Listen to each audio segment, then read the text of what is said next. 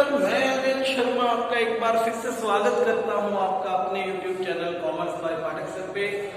आज जो टॉपिक है ये dishonour of bill discounted from bank. जैसा कि आप जानते हैं हम डिसऑनर ऑफ बिल कर रहे हैं, तो जो बिल हमने डिस्काउंट करवाया है बैंक से वो बिल डिसऑनर होगा तो ट्रांजैक्शंस किस तरह से की जाएगी, क्या एंट्रीज होंगी, आज हमने वो करना है।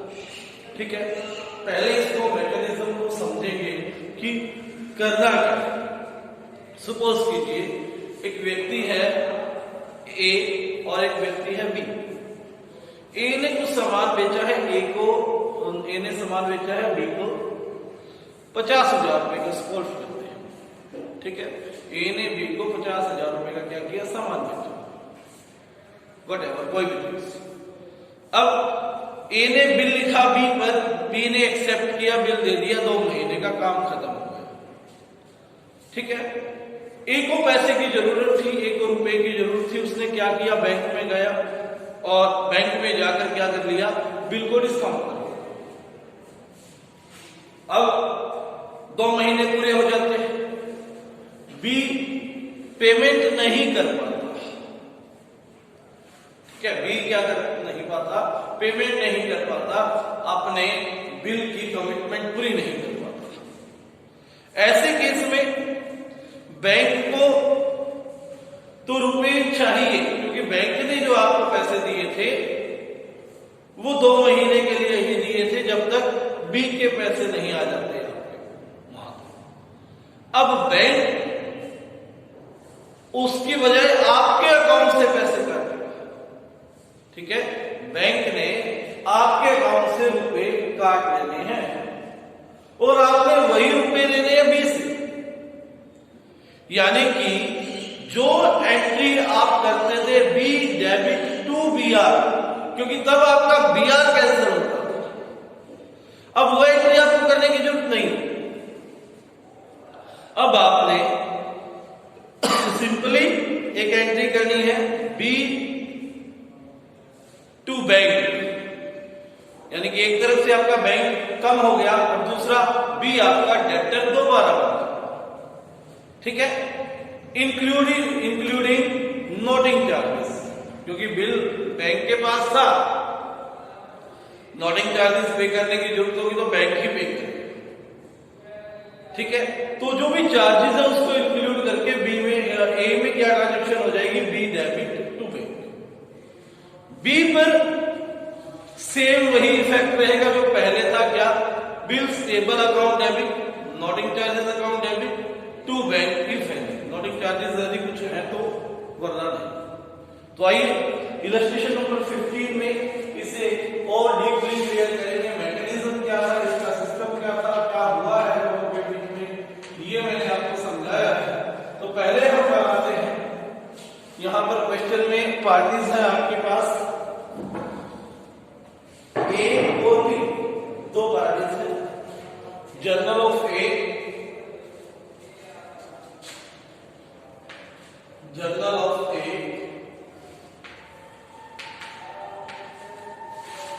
Date, particular, ledger folio, debit amount, credit amount.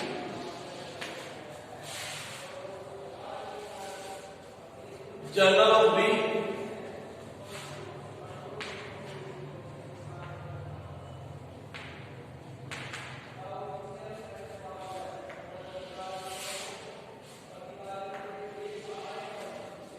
Debit amount, credit amount, ledger folio और डेट, देन। ठीक है बात, date, particular, ledger folio, debit amount, credit.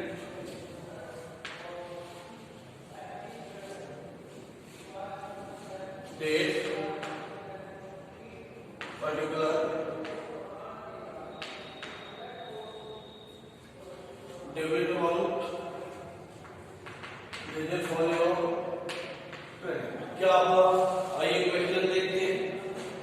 Question में उसने कहा ए सेल्स गुड्स टू बी, ए ने बी को 40,000 रुपए की वस्तुएं बेची, यानी कि 2017 1 जनवरी को एक ट्रांजेक्शन हुई। क्या ए ने बी को सामान सेल किया, कुछ भी, बी डेबिट टू सेल्स 40,000, 40,000। फिर क्या हुआ, ऑन द सेम डे 3 महीने का बी पर एक बिल ड्रॉ किया गया जिसे बी ने एक्सेप्ट किया, और 4 जनवरी को ए ने उसे बैंक से डिस्काउंट पे दिया। ठीक है, तो आज के दिन क्या लिखा गया है, बिल्स रिसीवेबल लिखा गया है, bills receivable account debit to B. ये ट्रांजेक्शन तो अब आसान हो गई होगी क्योंकि हर सवाल में आप कर रहे हो 40,000, 40,000। अब आगे क्या हुआ, बी में क्या हुआ, बी में करेंगे 2017 1 जनवरी को, इसके लिए यही ट्रांजेक्शन परचेज थी, यानी कि परचेजेस अकाउंट डेबिट टू ए, कितना, 40,000 और 40,000। दूसरा, इसको बिल्स पेबल एक्सेप्ट करना है, तो क्या करेंगे, ए डेबिट टू बिल्स पेबल,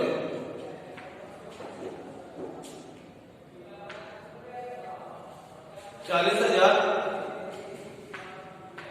40,000।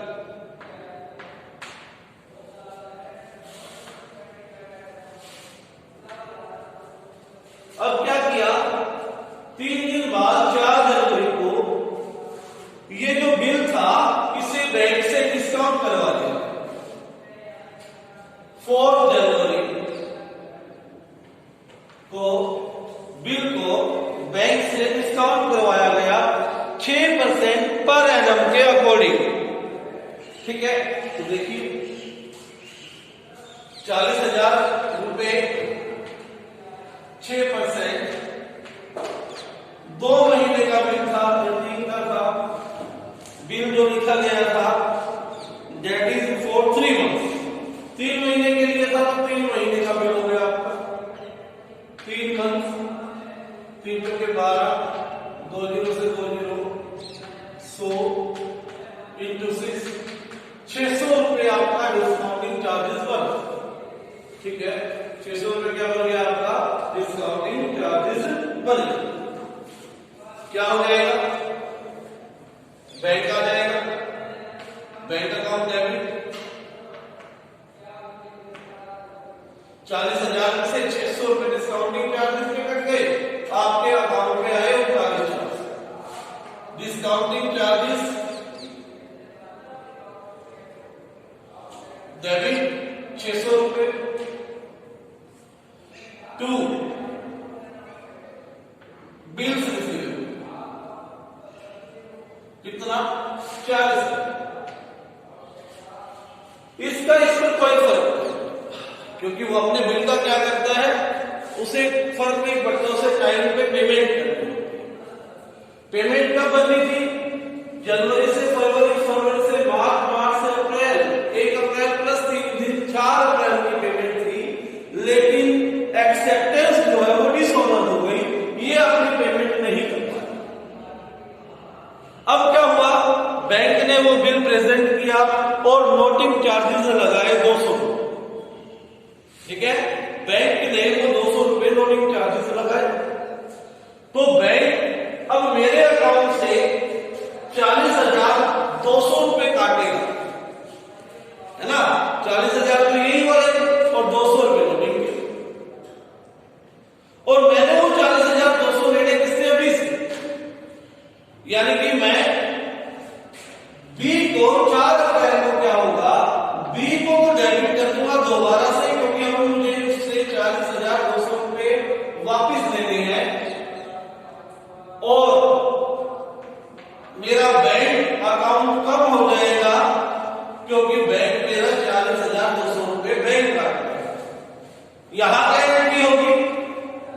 यहां 4 अप्रैल को एंट्री होगी, बिल्स पेबल कैंसिल हुआ, बिल्स पेबल कैंसिल हुआ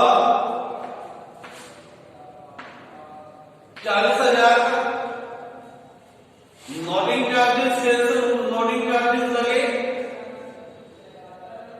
200 रुपए,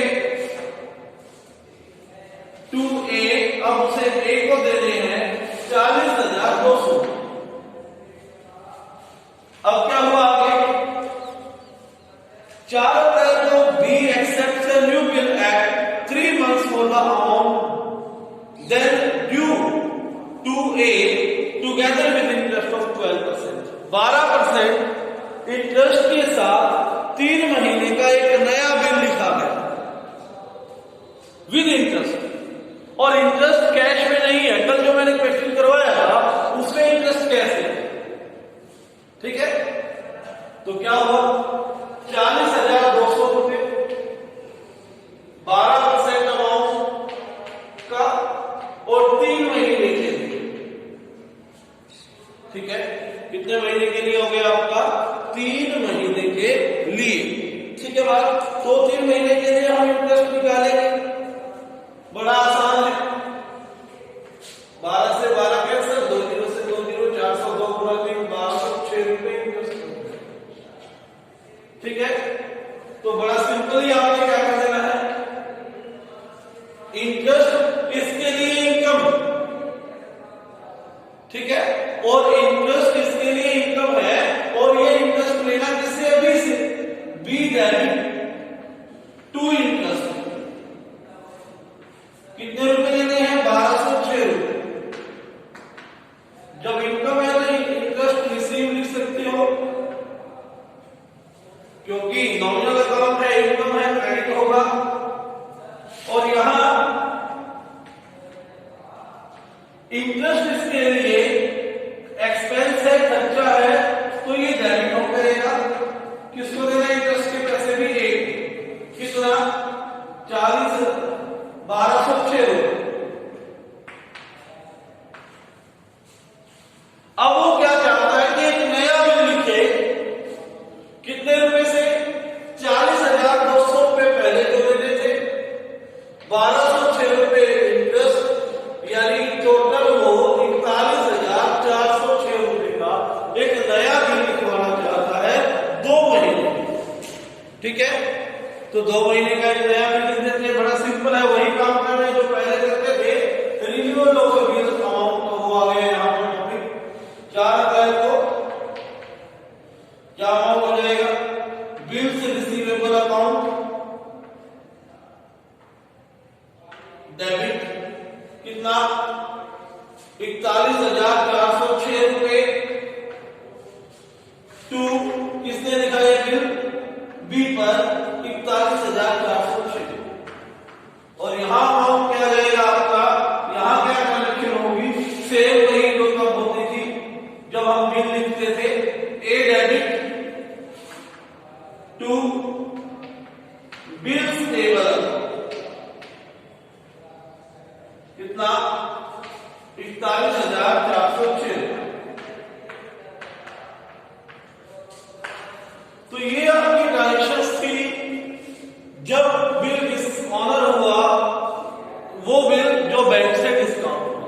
इस टॉपिक के आधार पर आपके 19 तक क्वेश्चन बनते हैं, और ये टॉपिक हम इस बार इतना ही करेंगे इस चैप्टर को, जो कोविड और इफेक्ट थोड़ा सा सिलेबस को हमने कम किया है, तो उसके अकॉर्डिंग आपने 21 इलस्ट्रेशन तक प्रैक्टिस करनी है, ठीक है। यही आपका फाइनल पेपर में आएगा, इतना ही आएगा, तो आप इतना ही करें। धन्यवाद, ठीक है। चैनल पर नए हैं तो सब्सक्राइब करें और इस वीडियो को शेयर करें। धन्यवाद। आगे वही समझ में